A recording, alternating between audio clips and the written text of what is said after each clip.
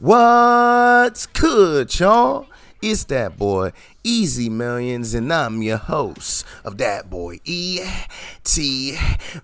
And you already know, man, we are back on FragPunk.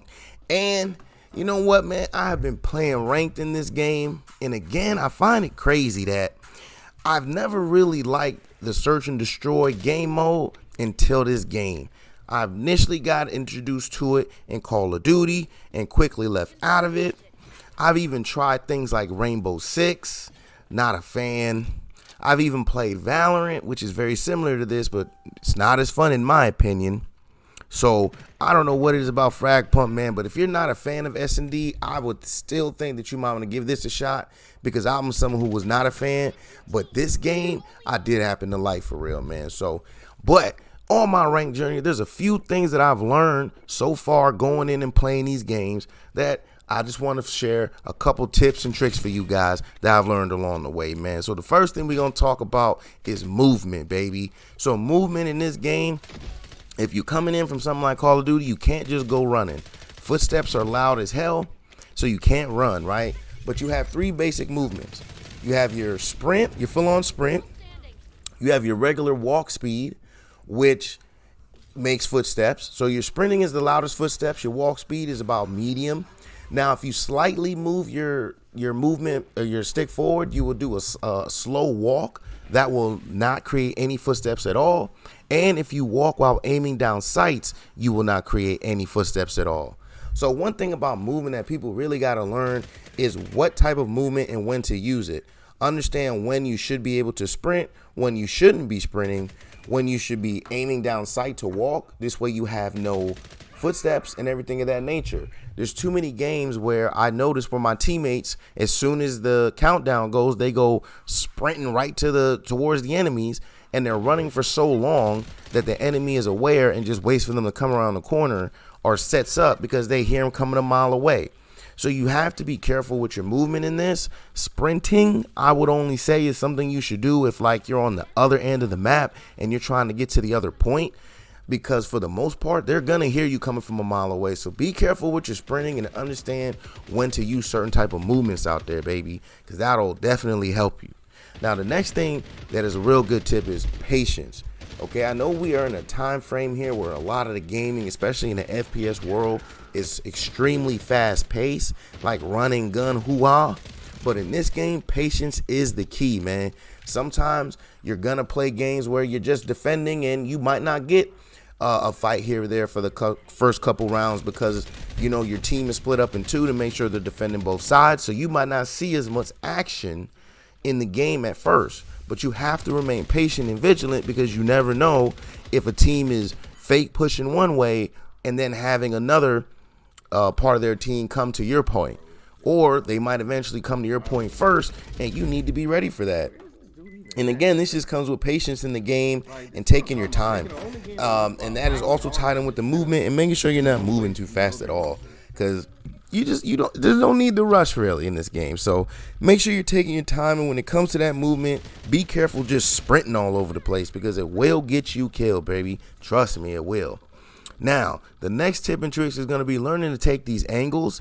And what I mean by this is you're going to have to learn to stand in certain spots that allow you to get basically head glitches. There are a few head glitches in the game that are mean, and when I mean mean, you barely even see the person shooting at you. And in this game, it doesn't take that many shots to take you out. So if someone has a clean head glitch like that, you got to be careful. There are also certain areas where if you stand, you're able to cover corners a lot better. If you're someone like Pathogen, like I use, you can use her wall to set that up to create little gaps in order to create angles for you to take people while still being undercover. So you just have to be able to position yourself to angle your shots in a way to where you can get the most out of them while not exposing your body at the same time. So this is something I believe that comes more along with playing the game too. Like the more you play it, the more you'll learn what angles to take and what angles are most likely taken. So that's another thing too. You need to make sure that you're remembering the most common angles that your enemy's also taking. So while you're moving on the map as well, you're not just coming across or around the corner and getting shot by someone who's already holding a specific angle. So learning which angles to hold and which ones to take, you have to keep that in mind. And I believe that's just something that really does come along with playing the game. And the more you play it, the better you'll get at it. Now, the next thing I want to talk about here is going to be the comms and communication in general. Now, when you're playing with your team, please get on the mic.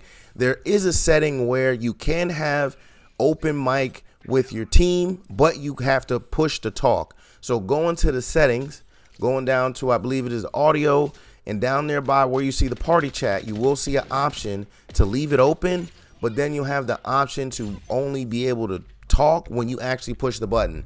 And the reason why I suggest this is because you don't want to just have an open mic where then you have all this background noise, people talking all day, and with all that noise, it's messing up your teammates being able to hear footsteps, being able to hear enemies coming, things of that nature. So there's really no need to just have an open mic in this game, especially when it's distracting to not only you, but your teammates as well. Probably worse for your teammates because they're just getting frustrated at the fact that they have to hear your whole situation going on in your house. You know what I'm saying? So make sure y'all go in there and hit the comms and put it on push to talk.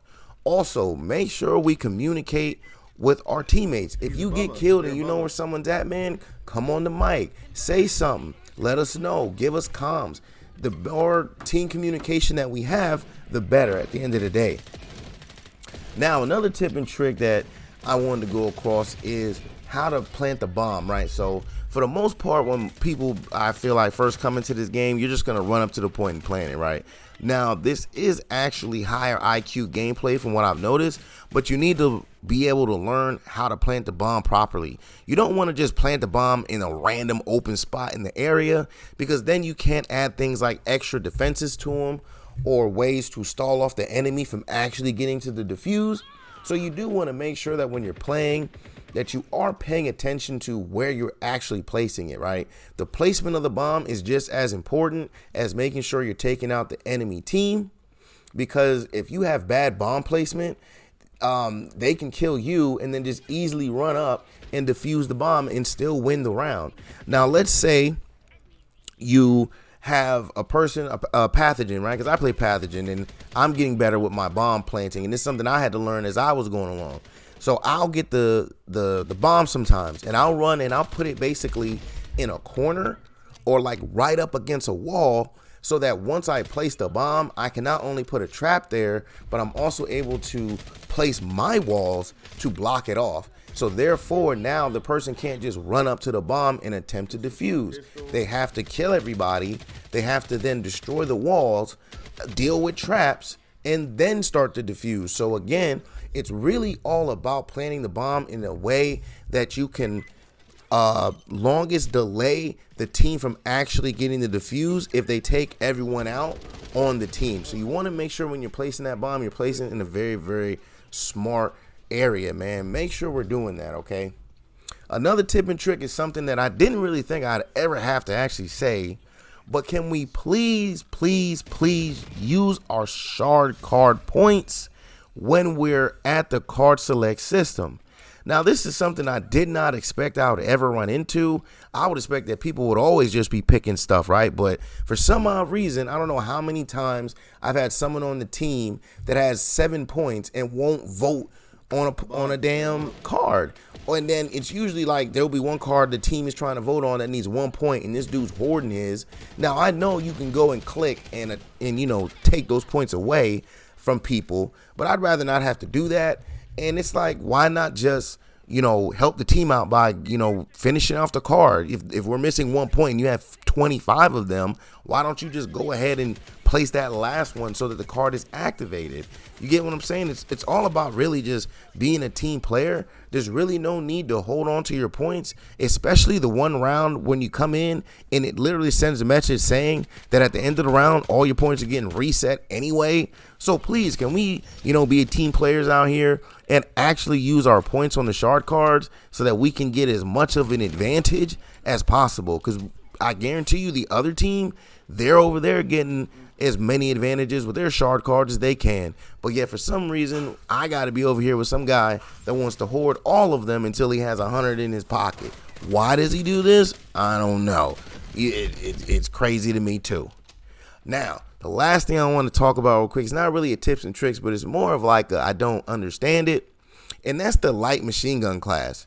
And the reason why I say I don't understand the light machine gun class is, what is the difference between the light machine gun and the assault rifles outside of the mag size? If the SMGs are better at close range than the assault rifle is. Okay. Now, but the assault rifle is better at mid to long range than the SMG is, right? Now, the LMG, if I'm not mistaken, is essentially the same as the assault rifle at mid and long range, just with a bigger mag. Now, this being a more tactical game, I wouldn't think that you would allow someone to just walk around with damn near 50 bullets. But, you know, that's just me. You know, I think that it's a little weird to have the LMG class in there, but I feel like they just put it in just to kind of have it. But I have noticed in the higher ranks that people use these guns just simply because they have a higher mag size. So there's really no point in using assault rifles, almost to an extent, if you can just go ahead and get you an LMG that has much bigger mag size and just go ahead and rock with that, and you have a better chance because you won't have to reload as often. You know what I mean? But hey, that's just me. So, but let me know how y'all feel about that part right there, because that's more of an opinion than a tip or a trick, man, about the LMGs, man. How y'all feel about them LMGs in the game? But those been some tips and tricks that I have learned while grinding my way through ranks so far. This game, again, is search and destroy. And if you don't like that game mode, man, I'm telling you, give this one a shot, because I was just like you and I did not like search and destroy, but I picked this up and I enjoyed it, man. And if you follow these tips right here, I guarantee you'll start seeing a lot more success out there in the game, man. But I'm gonna leave y'all off with the rest of this gameplay here in the background, and I hope y'all enjoy that, man. But as always, please like, comment, subscribe, follow, share, become a supporter, and catch me streaming on Facebook Gaming and Twitch at DatBoyETV. Now, catch y'all on the next one. I'm out. Peace.